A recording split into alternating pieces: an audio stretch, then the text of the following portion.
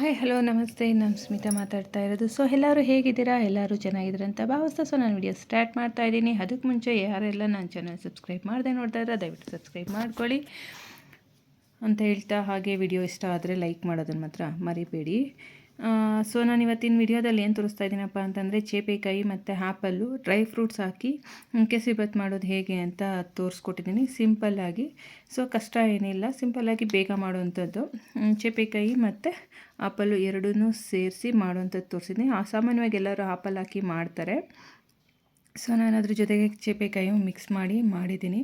ರುಚಿ ತುಂಬ ಚೆನ್ನಾಗಿತ್ತು, ಚೆನ್ನಾಗಿ ಬಂದಿತ್ತು. ಸೊ ಹಾಗಾಗಿ ಅದನ್ನು ನಿಮ್ಮ ಮುಂದೆ ಹಂಚ್ಕೊಳ್ಳೋಣ ಅಂತ ಸೊ ವಿಡಿಯೋ ಮಾಡಿದ್ದೀನಿ.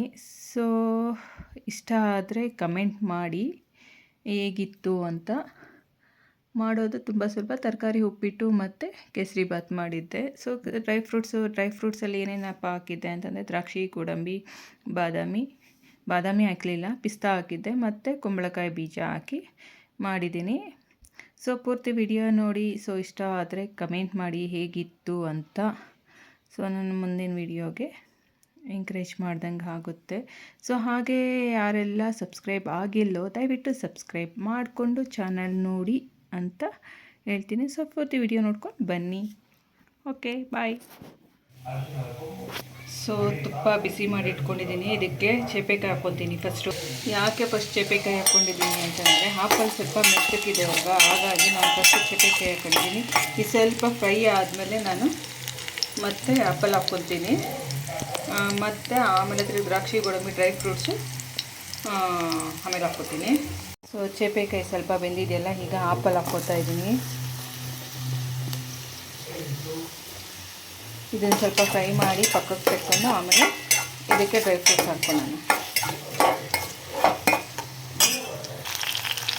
ಇದು ಆಗಿದೆ. ಸೊ ಇದನ್ನು ಪಕ್ಕಕ್ಕೆ ಇದನ್ನು ಬೇರೆ ತಟ್ಟೆಗೆ ಹಾಕ್ಕೊಂಡು ಡ್ರೈ ಫ್ರೂಟ್ಸ್ ಹಾಕ್ತೀನಿ.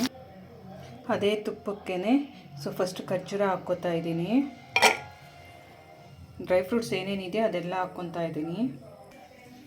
ಇದರಲ್ಲಿ ದ್ರಾಕ್ಷಿ, ಗೋಡಂಬಿ, ಪಿಸ್ತಾ ಮತ್ತು ಕುಂಬಳಕಾಯಿ ಬೀಜ ಇಷ್ಟು ಹಾಕ್ಕೊತಾ ಇದ್ದೀನಿ. ಸೊ ಎಲ್ಲ ಹುರ್ಕೊಂಡು ಬೇರೆ ತಟ್ಟೆಗೆ ಹಾಕ್ಕೊಂಡು ಆಮೇಲೆ ಸ್ವೀಟಿಗೆ ರೆಡಿ. ಸೊ ಅದೇ ಹಾಲೆ ಕಾಯಕ್ಕಿಟ್ಟಿದ್ದೀನಿ, ಅದೇ ಪಾತ್ರೆಯಲ್ಲಿ.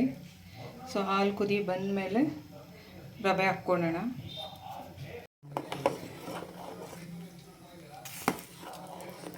ಇದಕ್ಕೆ ರವೆ ಬೀರ್ಕೊಂಡಿದ್ದೀನಿ.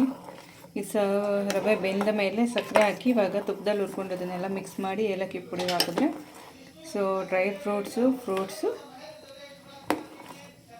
ಕೇಸರಿಬಾತ್ ರೆಡಿ.